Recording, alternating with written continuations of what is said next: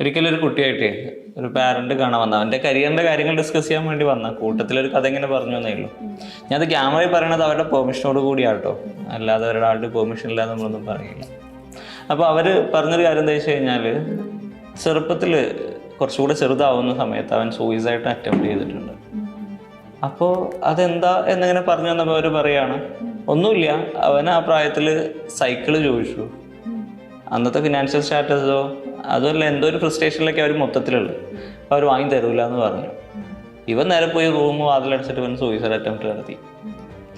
ഇതാണ് ഉണ്ടായത്. അപ്പോൾ ഇങ്ങനെ സംസാരിച്ചു വന്നപ്പോൾ ഭയങ്കര ഒരു മെൻ്റൽ ഹെൽത്ത് ഇഷ്യൂസ് ഉള്ള കുട്ടിയൊന്നല്ല, ഇപ്പോഴും അല്ല, അന്ന് അവൻ അങ്ങനെ ചെയ്തിട്ടുണ്ട്. ഭാഗ്യത്തിന് ഇവർ എന്താ പറയുക പിന്നാലെ പോയി, എന്തോ ഒരു കാര്യം പിന്നാലെ പോയ സമയത്ത് അവനെ രക്ഷിക്കാനുണ്ടായി. അപ്പോൾ അതെന്താണെന്ന് ചോദിച്ചപ്പോൾ ഒന്നുമില്ല, അവന് തന്നെ ഇപ്പോൾ ഒരു ധാരണയുണ്ട് ഇത് എന്തുകൊണ്ടാണ്. അപ്പോൾ എല്ലാം അവനപ്പൊപ്പം കിട്ടിയിട്ടുണ്ട്. അവൻ ആഗ്രഹിച്ചതൊക്കെ നേടിക്കൊടുത്തിട്ടുണ്ട്. ഇതുവരെ അവനൊരു ചീത്ത പറയുകയെ ക്രിട്ടിസൈസ് ചെയ്യുകയൊന്നും ചെയ്യാത്ത ഫാമിലിയാണ്. എല്ലാം അവൻ ആഗ്രഹിച്ചതൊക്കെ അപ്പം അവർ ചെയ്തു കൊടുക്കും.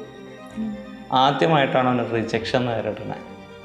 ആ റിജക്ഷൻ നേരിട്ടപ്പോൾ അവൻ പറയുക, ഈ എവിടെ നിന്നൊക്കെയോ ഞാനിങ്ങനെ സൂയിസൈഡിനെ കുറിച്ചൊക്കെ അന്ന് കേട്ടിട്ടുണ്ടായിരുന്നു തോന്നുന്നു.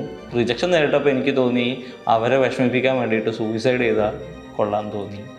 ഞാനപ്പോൾ ഒരു ഇതിലങ്ങ് പോയി ചെയ്തു എന്നുള്ളത്.